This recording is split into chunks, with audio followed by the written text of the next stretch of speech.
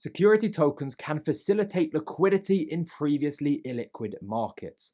That is a very confusing sentence for many people to understand, but at the same time, it is incredibly powerful, so it is something we have to get our heads around.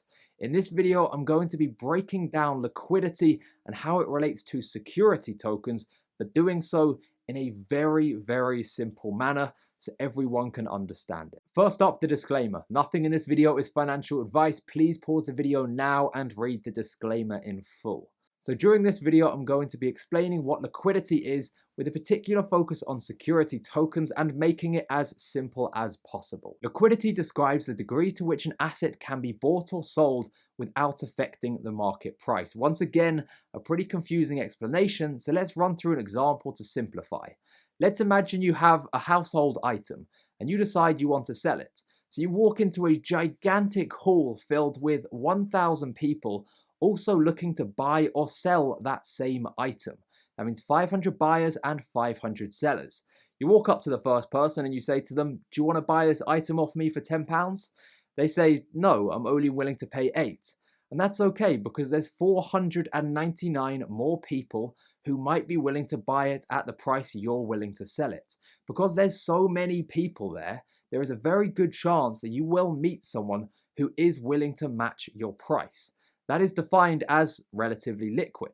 Now let's imagine another scenario where you walk into a relatively small room. There's only 10 people on this occasion, which means 5 buyers and 5 sellers. You walk up to the first person and they say, "No, I'm only willing to pay £8. Now that's a bit of a concern because there's only 4 people left, and you're likely to encounter the situation where those 4 people all say to you, "No, I'm not willing to match your price." Because there are significantly fewer buyers and sellers in the smaller room, i.e. a less liquid market, it becomes more difficult for you to sell the thing that you hold at the price you're willing to sell it at. That is a very simplified way of imagining liquidity. Picture a gigantic hall of buyers and sellers, and then picture a smaller room full of buyers and sellers, and which one are you likely to be able to sell your item for more easily?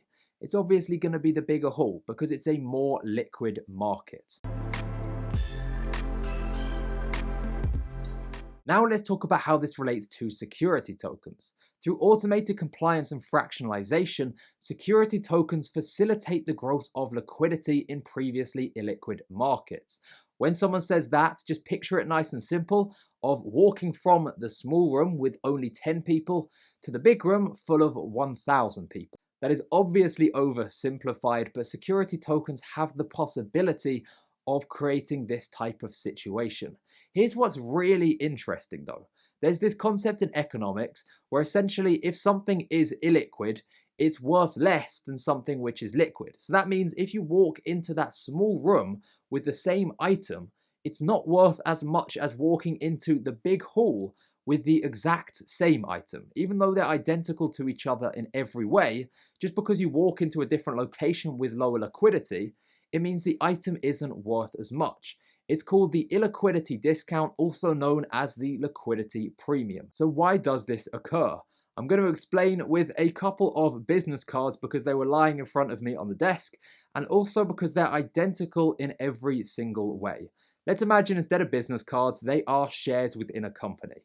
This is share A and this is share B. They are identical in every single way, so the exact same share in the exact same company. Let me ask you, which would you like to buy? Pretty simple, it doesn't matter. They're the exact same, so why would it matter which one you choose?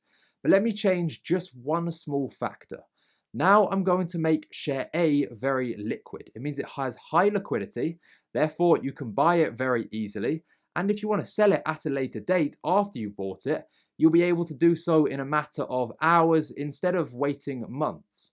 Share B, on the other hand, is very illiquid, so it's very difficult to buy in the first place, and once you have bought it, you might want to sell it, but that might take 2 or 3 months instead of a couple of hours. They're the exact same price once again.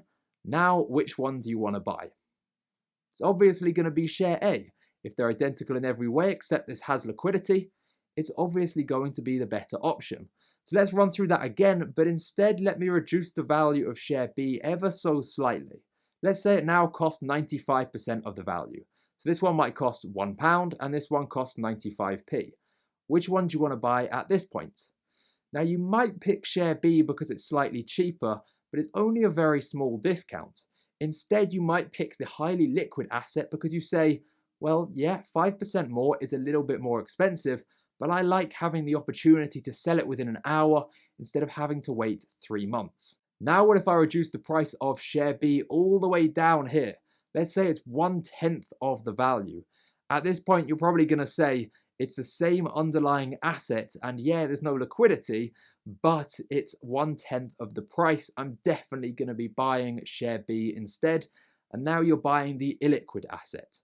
If at this point you chose share A still, and at this point you chose share B, that must mean there is a value in between the two where there is an equilibrium where you're not sure which one you want to pick.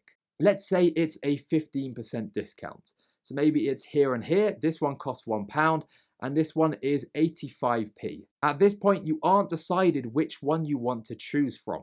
And this is why, even though they are the exact same underlying asset, just by providing liquidity to share A and illiquidity to share B, we can see why there is a difference in the price. This discount is known as the illiquidity discount, or if you're looking at share A, the liquidity premium, and hence why it makes sense that even though they are the exact same asset, liquidity alone affects the price of that underlying asset. That is my explanation of liquidity and the illiquidity discount. When it comes to security tokens, the power of this should not be underestimated. Economists argue that the illiquidity discount takes off around 15 to 25% of the value of an asset based on how liquid the market is.